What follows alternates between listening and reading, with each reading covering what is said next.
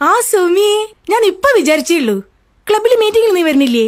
സന്ധ്യച്ചി, സുരേഷ് ഏട്ടൻ ഉണ്ടോ അവിടെ? ആ ഉണ്ട്. താഴെ എന്തോ പണിയില്ല.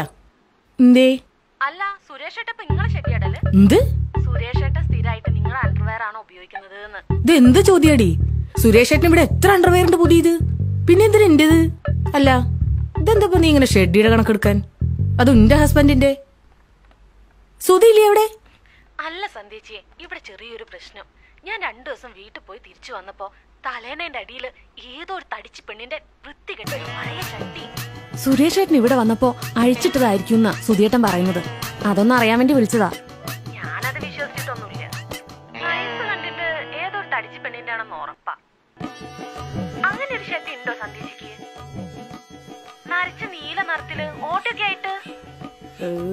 നീ എന്താ ഈ പറയണത്? എന്റെ ഡ്രസ്സിംഗ് ഒക്കെ നീ കാണാറുള്ളതല്ലേ? എടി, അണ്ടർവെയർ ഒന്നും 6 മാസത്തിൽ കൂടുതൽ ഉപയോഗിക്കാൻ പാടില്ല എന്ന് കഴിഞ്ഞ മാസം ക്ലബിൽ ഡോക്ടർ വന്നപ്പോ പറഞ്ഞത് നിനക്ക് ഓർമ്മയില്ലേ? ഞാനൊക്കെ അതിന് മുൻപേ അങ്ങനെ. എന്റേതല്ല, നീ സുധിയോടെ ഒന്ന് ചോദിച്ചു നോക്ക്.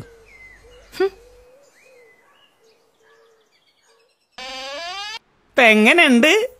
കാര്യം മനസ്സിലായില്ലേ? ഇതാ ഞാൻ പറഞ്ഞേ. വെറുതെ എന്നെ സംശയിച്ചില്ലേ? ഇതേതായാലും ഫേസ്ബുക്കിലൊന്നും ഒരെണ്ണം, ജസ്റ്റ് എൻ അണ്ടർവെയർ, ഫുള്ള് ലൈക്കായിരിക്കും. അതിനു മുമ്പ് ആ സുരേഷ് ഏട്ടനെ വിളിച്ച് 4 തെറി പറയട്ടെ.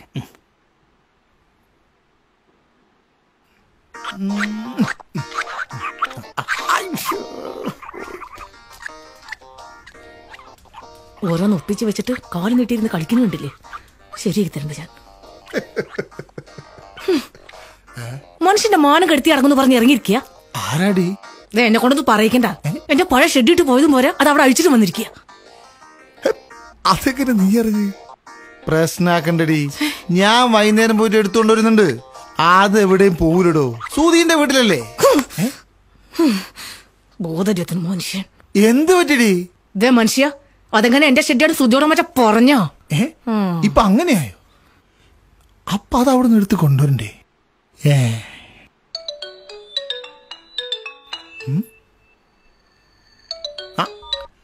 സുധിയെ 100 ആയുസാ പഹ എനിക്ക്. ഇപ്പൊ നിന്നെ വിളിക്കണമെന്ന് വിചാരിച്ചിട്ടുള്ളൂ. ആ പിന്നെ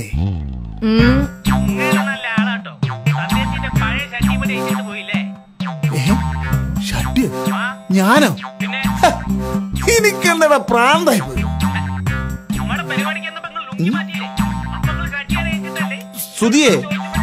സുധിയെ റേഞ്ച് ഇല്ലടാ. ആ പിന്നെ വിളി. ആ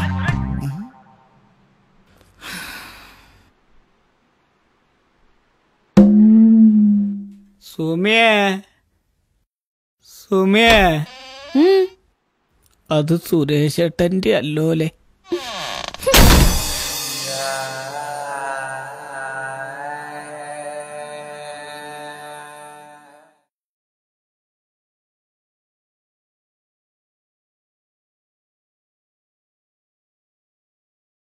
അപ്പോ ഇങ്ങനെയൊക്കെയാണ് കാര്യങ്ങൾ.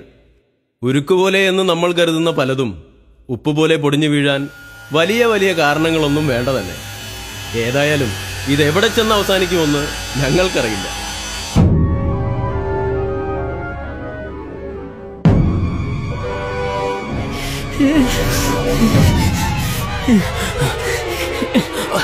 Yeah.